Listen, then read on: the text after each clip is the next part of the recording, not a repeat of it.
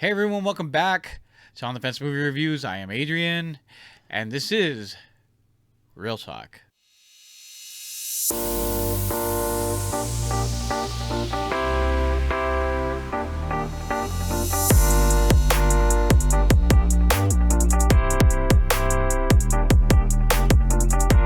All right, guys, welcome back.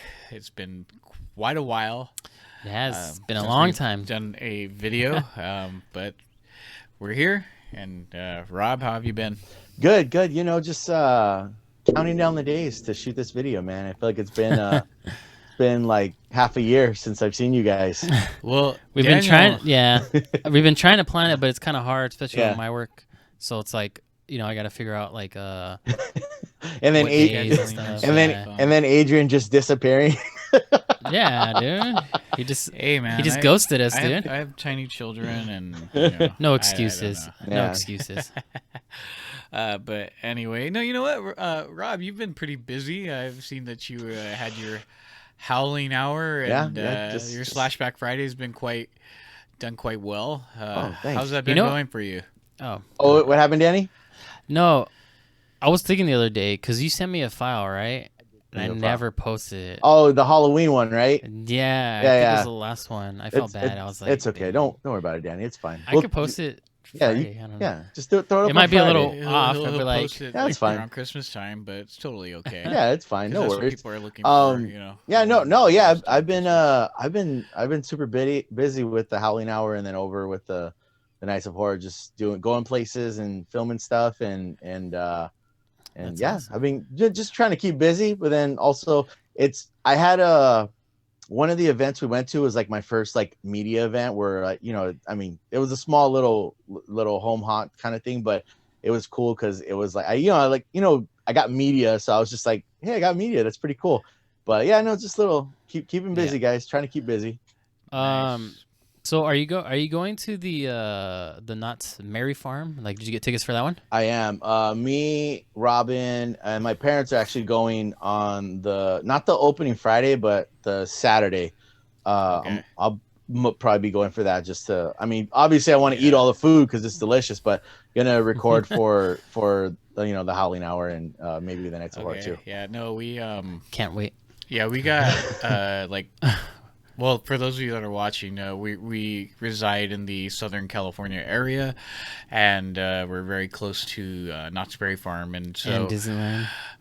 Due to the COVID restrictions, the park isn't fully open yet, but they kind of had a workaround where they have like food stands, so you can kind of come in to the park and kind of eat all the delicious food and still stay socially distant and all of that stuff. So it's pretty cool, it's like you have something to do. So, so they're doing a taste of Merry Farm, Knott's Merry Farm. That's right. And it's pretty cool. So we're planning on going, when is it, like the 12th or something like that? Yeah, in the middle of December, yeah. Yeah, that's a good. They're actually middle of December. Yeah, they're actually. I think the opening weekend sold out, and closer to Christmas, they're starting to sell out. Last I checked, it's pretty much from like the week of Thanksgiving all the way up till like the week just before Christmas is sold out. So like the last 2 weeks and like the first week are not sold out, so it's been selling out, which is pretty cool, to kind of be in that fun environment and stuff like that, and all the delicious food, like as Rob said. Hopefully it stays open by then. Well, I know, guys, Governor Newsom, he's it'll stay open. Knott's has been doing, I feel like, I don't know if they're flying under the radar, but Knott's has just been doing a really good job with whatever it is that they're put on. So I think they'll be fine. They'll be open still. Yeah, and they're not as restrictive as LA County, so they're in Orange County. So I think that's also why they've been able to do this. And I'm seeing Disney is actually trying to do something similar. So they're opening up Buena Vista Street. For California Adventure for like the shopping and stuff, so it'll be cool. It gives people something to do, So how does that work? Do you have to pay to get in, or I'm not sure. I haven't looked into it. I think it's just for shopping, but you're I know you have to pay for parking now. That's like a new thing that you're gonna have to pay for parking, but I think it's just like to get in and to go shopping. And from what I heard, they're gonna limit you as far as like how long you're gonna be there. Like you can't be there just all day hanging out. Yeah. How are they gonna do that? Like, are they gonna give you like a wristband or something? No idea. Like a colored wristband? Probably it's like it's how like who's. Maybe they're gonna do the same system the way they did with the Galaxy's Edge. If you remember, when you had a window to check in when they first did the launch, you had a window to check in, and after that time frame or window was up, it was like a wristband, so they scanned it. So after that time frame was up, that's what I just said. You were no longer able to buy things in the area or get on rides in the area. So pretty much you got to leave. yeah, so it was pretty much you could still kind of hang out, but you couldn't like buy or do anything. So, but so I don't know. Maybe they'll do the same thing. So kind of like forces you. Well, anyways, guys, thanks for watching our show that's supposed to be about movies, and this we're is just giving you guys theme park reviews. Information. I mean, it's kind of sad because there's no like. Yeah, there's really not much to talk about. I mean, there's some stuff to talk about, and I don't know what you guys want to jump into first. We kind of briefly discuss some. I have a bone to pick with. Okay, so why don't we start with WB. that? You know what? Ooh, let's hear this bone and we to talked pick. about it. So let's just kind of briefly, quickly. Johnny Depp was asked to resign and from the Fantastic Beast franchise, and so for obvious reasons, being that there's sort of a domestic abuse situation that he had with his then wife Amber Heard, and so that went to court and all this other stuff, and so Johnny Depp is now out of a job, and now they're looking for a replacement for his character Grindelwald, I believe, right, Rob? Yes. Yeah, know more about Grindelwald. It's been what was it, like 3 years since the last one came out? 2 years? Well, anyway, so that's the issue, and so we wanted to talk about the Johnny Depp's position in all of this, and what's the deal with Warner Brothers. But Daniel has the bone to pick, so we're going to start with him. Yeah, let's go. I want to point out the hypocrisy of WB and just everything. It's not just the Amber Heard and Johnny Depp situation. Is also they're not the only ones that are in a mess. It's also Ezra Miller. I don't know if you guys seen the video of him kind of choking a fan. Yeah, like that was circulating. I did not see that. What? You didn't see that? That was I didn't. That was a while ago, and then funny because if you remember when the DC was a couple months back when they did back in September, I think it was the Fandom where they started releasing all the trailers for their content, and that's probably actually the last time we did our last video. Yeah. But, anyway, so when Ezra Miller showed up to kind of do the Flashpoint portion of the presentation, a lot of people online were surprised because they were expecting him to kind of get the boot from the position because one, his Flash isn't really that popular among DC fans, and two, it was just kind of like, well, there's clear video of what he was doing and what had happened, and yet somehow he still had a job. And so like Daniel was saying, kind of, I think that's your point, right? It's a bit contradictory. Yeah, because he still has a job, and it just doesn't make sense. Like, because like how's Johnny Depp, how's he fired and not Ezra Miller, and not just him, but also Amber Heard, who's still on for Aquaman 2.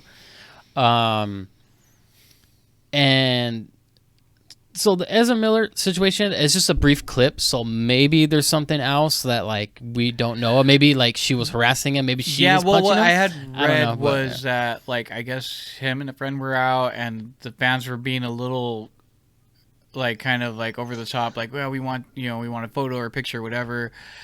And his response, I think after a while, he, from what I read, seemed like, I guess his response was just because they were kind of like obviously like in his personal space, and then he kind of just grabbed her and then like pulled her to the ground. Now, my opinion of that is, we all get.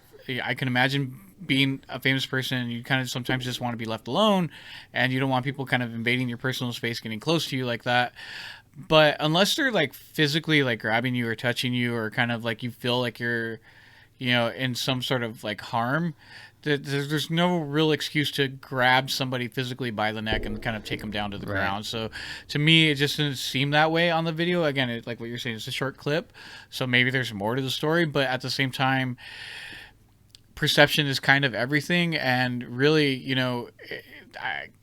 I would say, like, you with the Amber Heard situation, you clearly have somebody who's basically innocent in Johnny Depp, and yet you're willing to fire him and get rid of him, and having to go through the whole hiring process all over again of having to get a new actor and all that other stuff.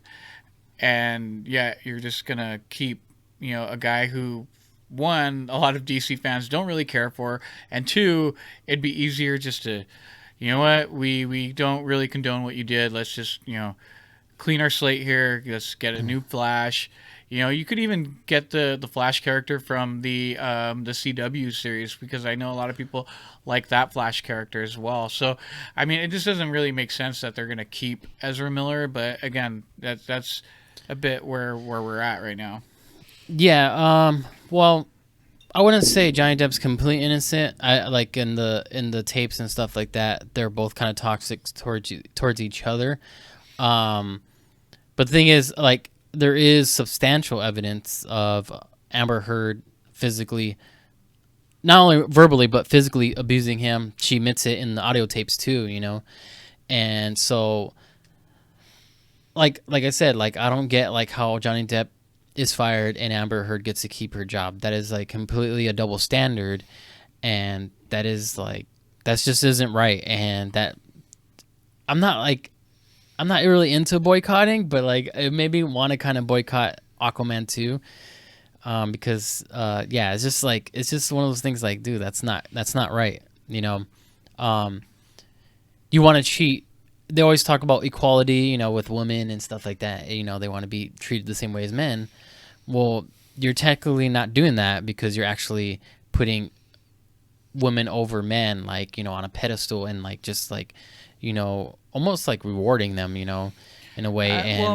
I don't want to say that that's the case of, like, where they're saying women over men.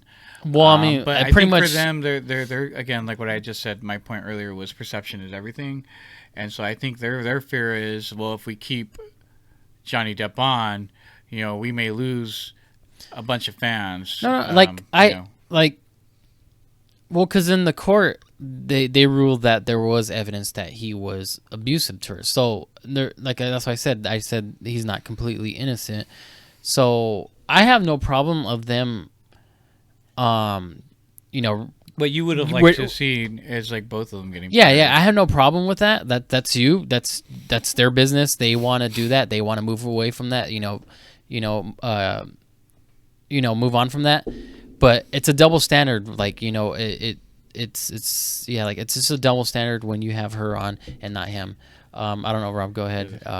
Let's Rob jump in. Well, again, let me start off by saying that obviously we don't know what goes on behind closed doors in their relationship, but we do know, what we've heard through the media and news, and as far as the abuse accusations. But this is is what you're saying, Danny, and I agree with you. Like, if it's going to be one way this way, and the door needs to swing the exact same way the other way. But this is why and now to what you're saying, Adrian, perception is everything. You're not going to get, like, me as a man, I'm not going to go out, like, first of all, that was the Ezra Miller thing. I didn't know about that, but, like, I had to kind of, as far as the Amber Heard and Johnny Depp thing, I had to fish, and go looking for this stuff like that. And guys aren't really gonna not so much we don't care, but we're not gonna, like, have this outcry, at least from my perspective. We're not gonna have this outcry the way I would say a female audience or female, consumers of their movies and stuff like that are going to be more vocal about it, because of just kind of everything that's going on these days, as far as, kind of tearing down women and men over women kind of thing, where, it needs to be an equal thing. So I don't think, as far as, WB, and I'm saying this, I was thinking Disney too, because I think I either read it today or yesterday that they were talking about Johnny Depp not being in. They're supposed to redo, like, I don't know if they're rebooting the Pirates movies. Yeah, there was talks of rebooting it. Yeah. Then I read that Disney was, kind of pushing him out of that too. Yeah. Yeah, they were gonna do completely new characters, and probably for that very reason. But I think they wanted to keep Johnny Depp, but after all this, they're gonna replace him. Yeah, they're gonna replace him, or they push him out. I think like,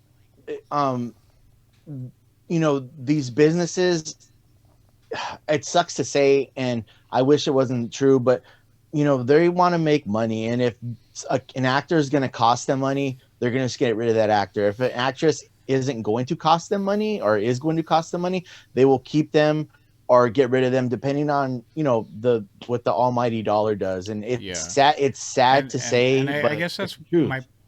Yeah, and I guess that's my point when I say perception is everything for these businesses and major companies. It's not so much. Sometimes it's like they don't really care about what the truth is. Right. It's just, what's most effective to our bottom line. What's going to hurt our bottom line. And so if they feel like having Johnny Depp in a film is going to hurt their ticket sales, they're going to obviously cut him. Mm-hmm. And I think that's what's happening here. And, again, I want to kind of reiterate, like, we're not saying, like, abuse towards women and all that stuff. We're not saying that doesn't happen. We're not saying, like, like you get preferential treatment or anything like that. We're talking about this specific situation. Yeah. And, because, again, yes, we do acknowledge that it happens, and we do acknowledge that it's there, and when something happens, someone needs to speak up and stand up for women in these situations. But we're talking about right now is this specific situation towards Johnny Depp. And again, it's like, yeah, to your point, it's either fire both of them or keep both of them, but you can't just say one is innocent and one is not. Or I would just say, if you want, I mean, again, perception, but if you want to do what's right, wait till everything's done and then decide what you're going to do. Don't just be like, okay, well, they said this about this person, these people are going to get upset, so let's get rid of this person. Well, and I think that's kind of what they did, because right before they asked Johnny Depp to resign his position, I think it was like 2 days prior, he lost his libel case against her in the UK. So they ruled against him and, in favor of her. And so I think after that ruling, that's when they were probably like, all right, okay, let's get rid of him now. So, yeah. And unfortunately that's like I said, it's not like, I'm not all like pro Johnny Depp, like, team Johnny.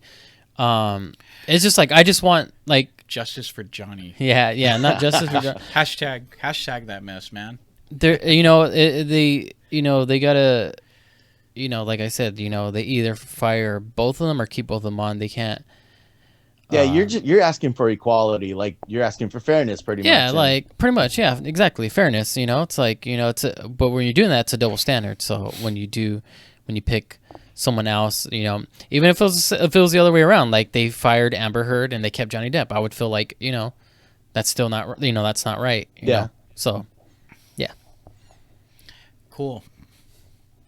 Well, anyway, bottom line, keep your hands to yourself, people. I guess exactly. That's true. How hard is it? I mean, come on. Yeah. It's just like respect. I feel like we were taught that in kindergarten, to keep our hands to ourselves.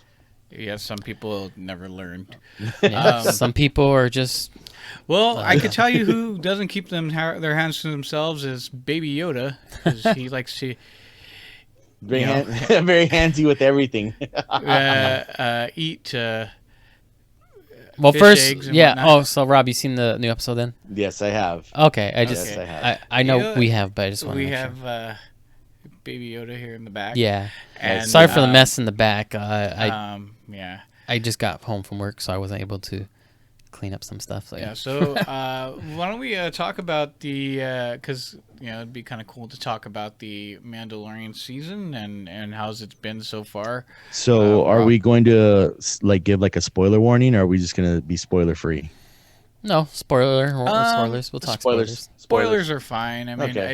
I think you know what, guys. If you haven't seen Mandalorian and you're planning on seeing it, you don't want it spoiled.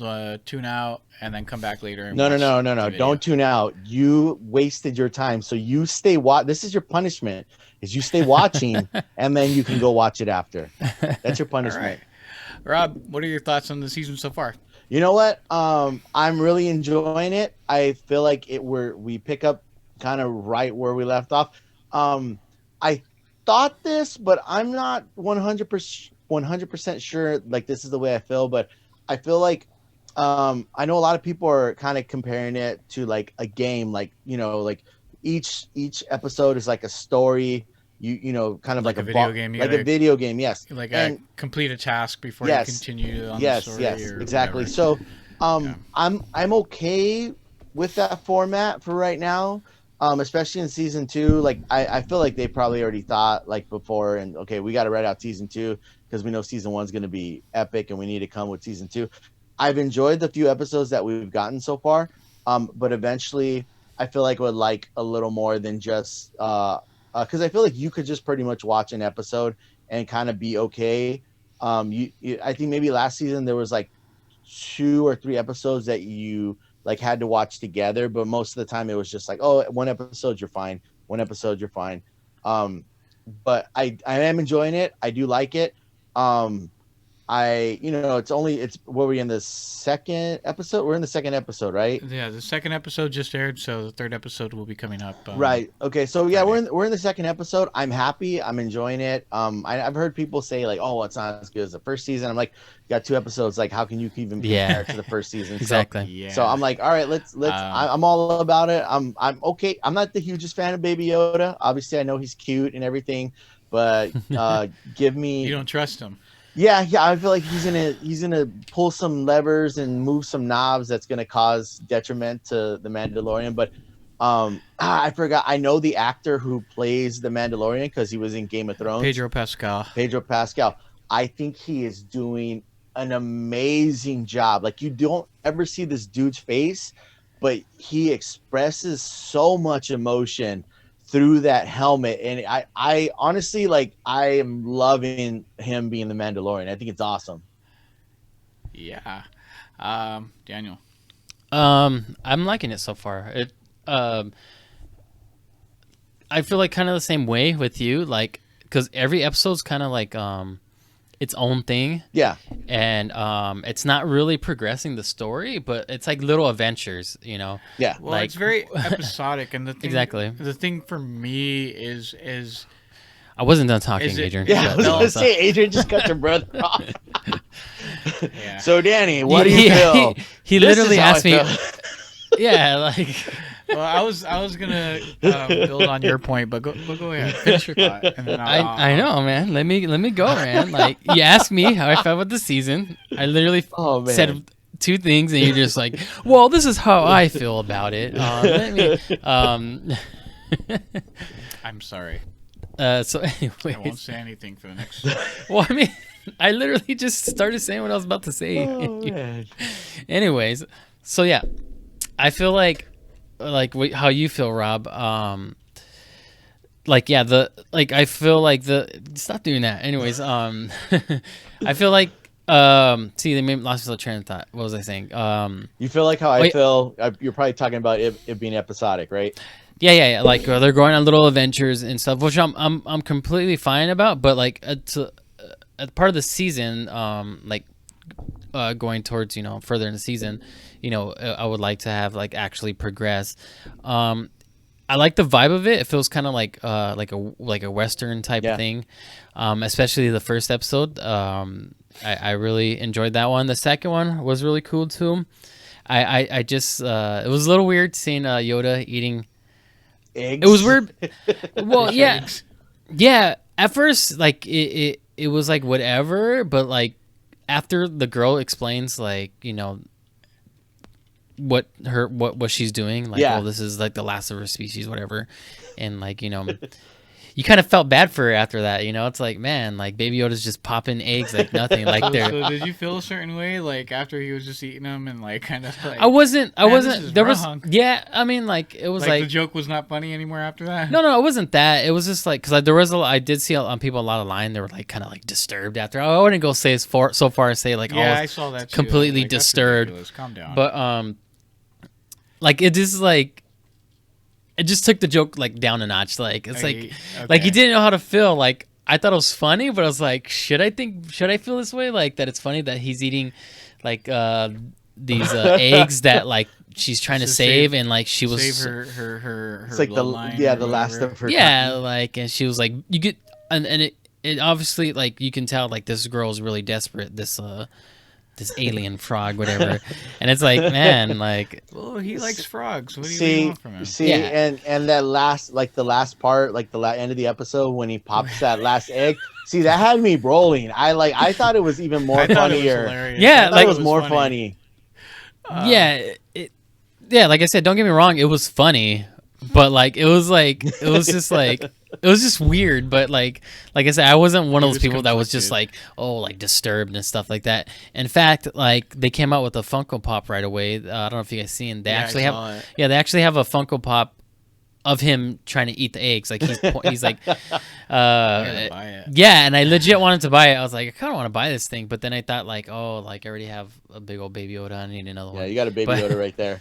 Yeah, it's like it's one of the big ones, so it's like I'll pass on that one. Yeah. But so far, like the first 2 episodes, I'm really enjoying it. I thought it was interesting how the interaction between him and the rebellion, in the second episode, yeah. I thought that was pretty cool, like a pretty cool little chase scene and stuff.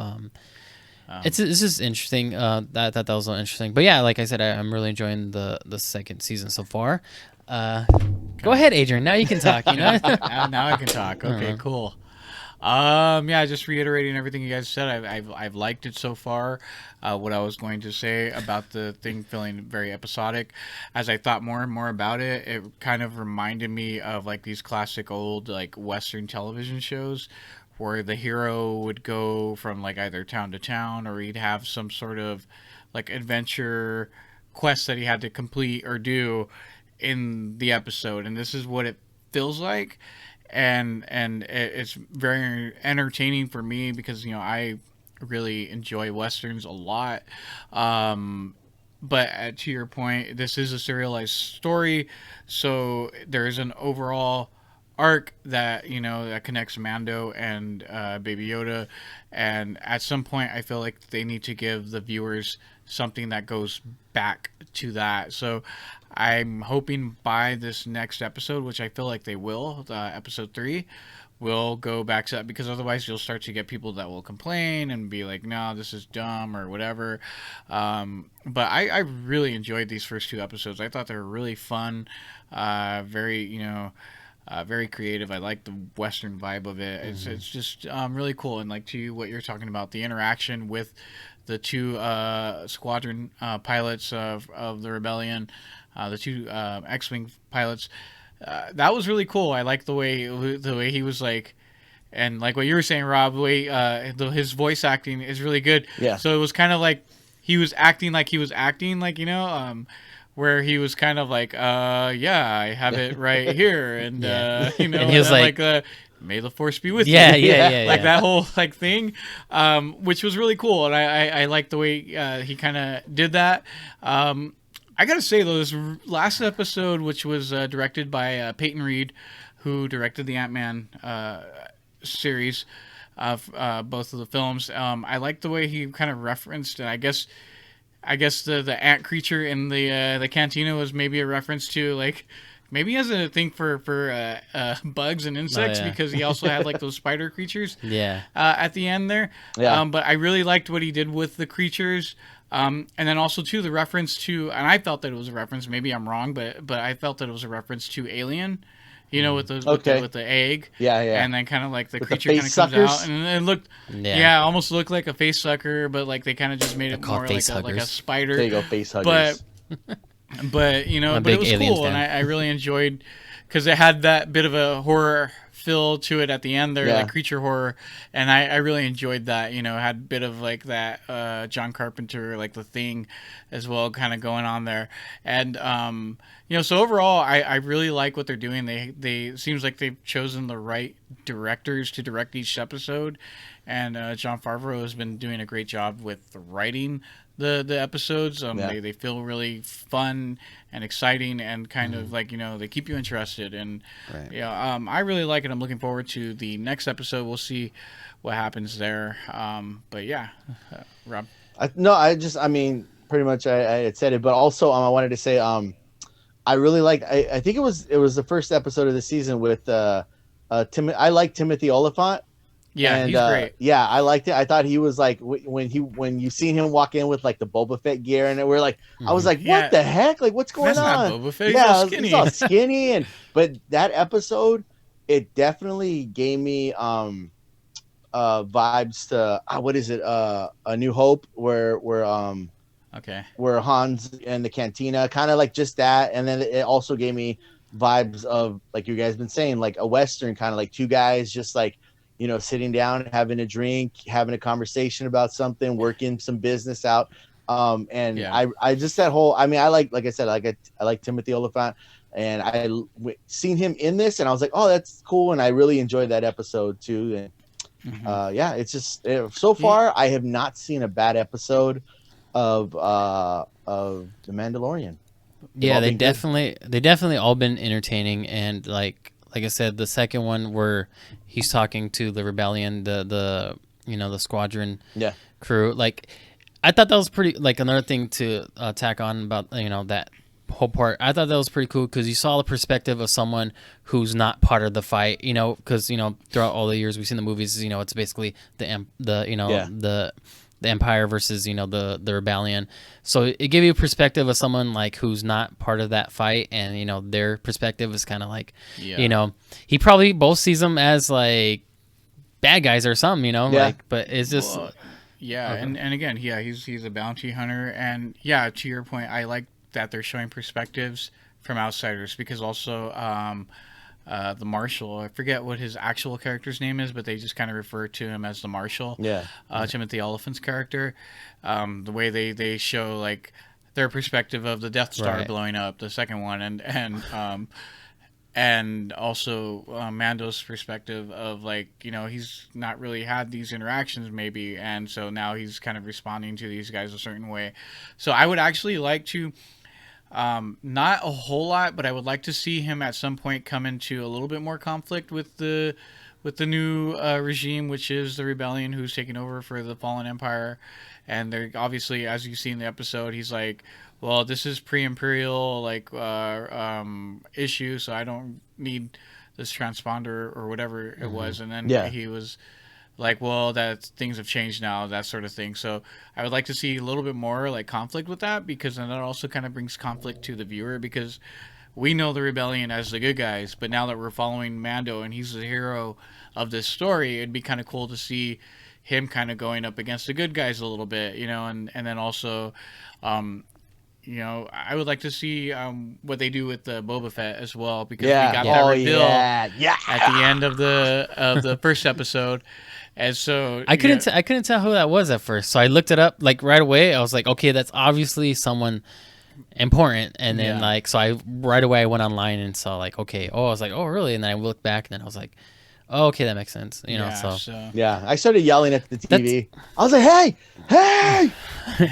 that's why I like, I have like, I like, I'm not worried about the series, because like I said, the first, like towards the middle of the second episode, I was like, okay, I was worried at first. I was like, okay, I feel like as much as I like them, like I said, like, you know, they feel like adventures, but I would obviously like them to progress with the story. Right. And when they show that, I was like, okay, they're obviously going somewhere with this. So that's why I'm not, you know, too worried about the whole series moving forward. I just think based off what we've seen and the directors that they have coming in, and just Jon Favreau, the dude first of all, he's passionate about what he does, and he's not just some guy who's like, oh, okay, you know, they're gonna pay me to make this movie. He like stuff he does, especially with Star Wars. You could tell this guy's a fan, and it's not just this isn't He's just not. He's not Ryan Well, Johnson. You know. yeah, you know what, and that's the thing too. Well,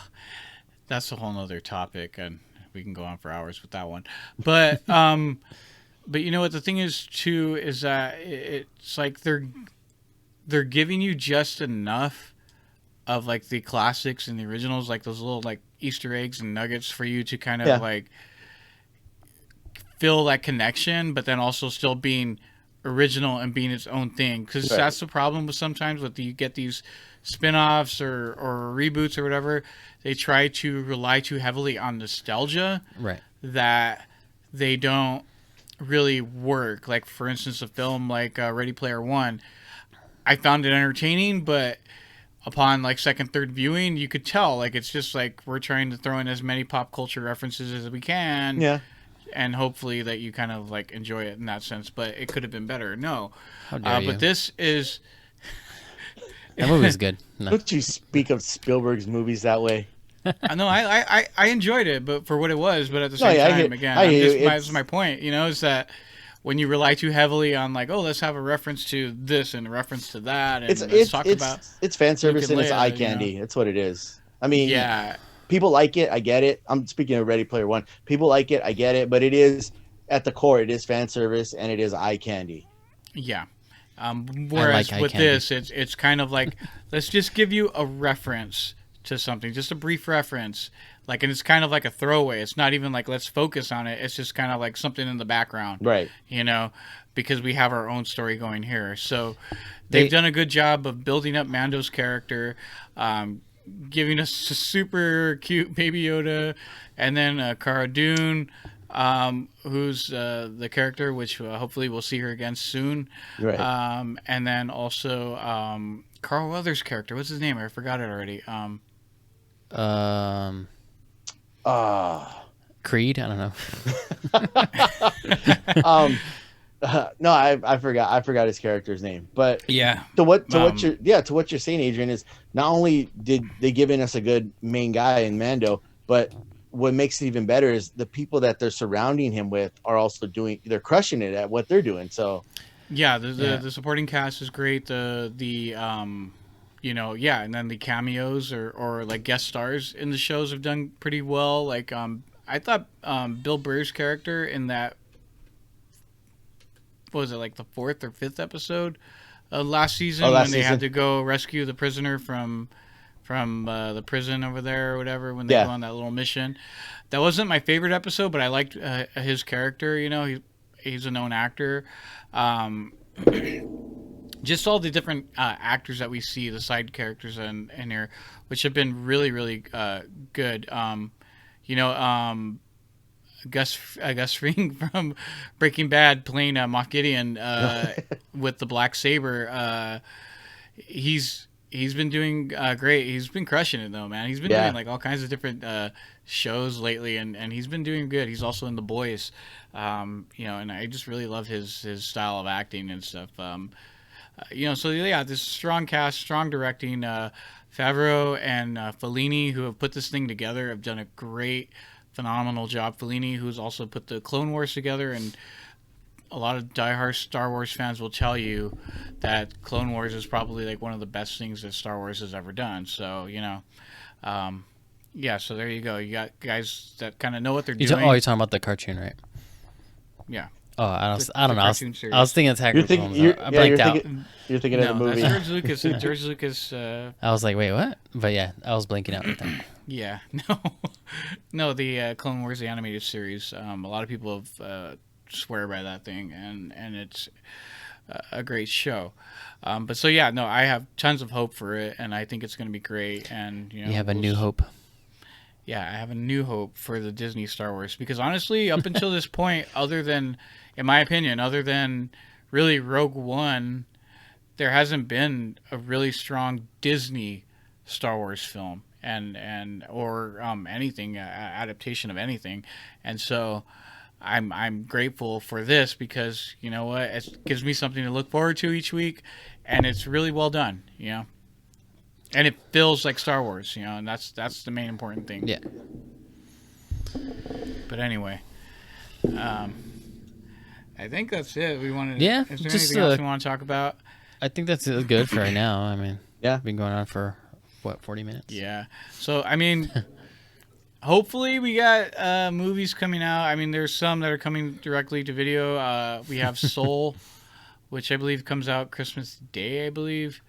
The Pixar film that was supposed to be released back in June, and they kept pushing it back, and they're just going to put it straight to Disney Plus. So we'll check that one out. We'll do a review for that one because Pixar is always great with their animation and great with their stories and making everybody cry.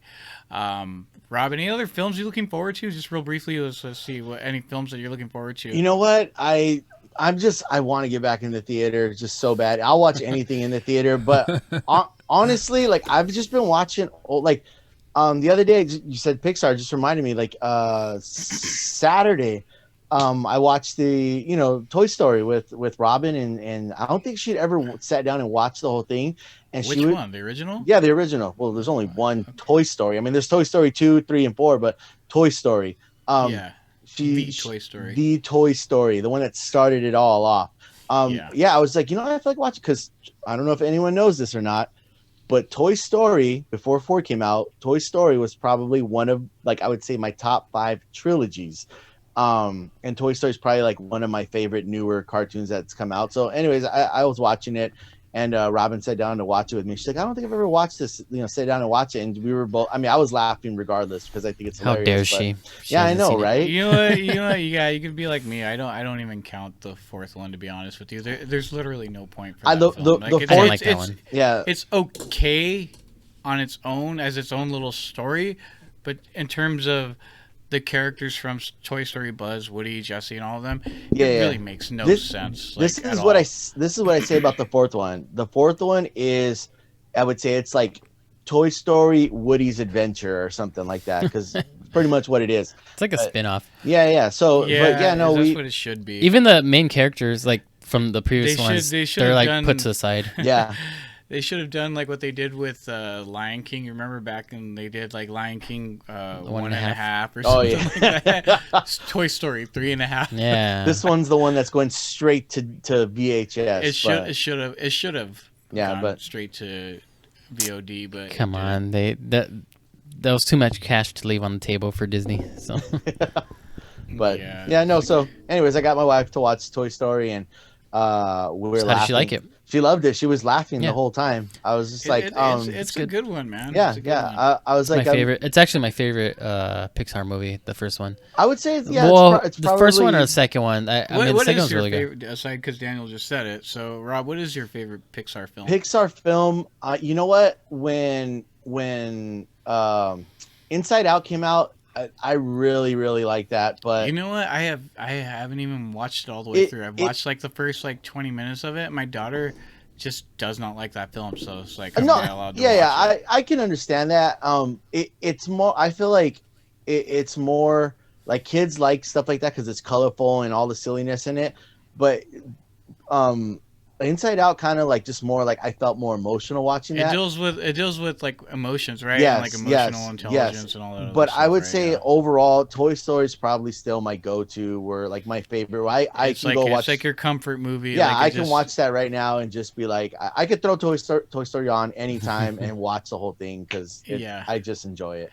Yeah, I really enjoy Toy Story. It's up there for me as far as Pixar films go. But I gotta say that. Honestly, my favorite Pixar film of all time has got to be WALL-E. Okay, another good one. I really enjoy that film, and I'm really big into like space sci-fi. So, I really loved all the little references in there, as well as like kind of like, and then I'm a classic film lover. So you had like the musical, which is Hello Dolly. Yeah. The movie that he's watching. So I just really enjoyed all of those things, like references to like 2001 Space Odyssey and like just all that stuff, really, really enjoyed all of that. So like, and then the story itself and then the character WALL-E, the fact that you can carry a film for, almost a half hour before you have any real dialogue, it speaks volumes to like how great the writing and the animation and just the framing of how they shot it and all of that is a testament to the filmmakers, you know. Oh yeah, I mean it's I mean honestly, and you just say Pixar and you know you're more than likely going to get a good film. So Right. Yeah. Well, anyways, guys, thanks for watching our real talk. We'll probably have another one in January.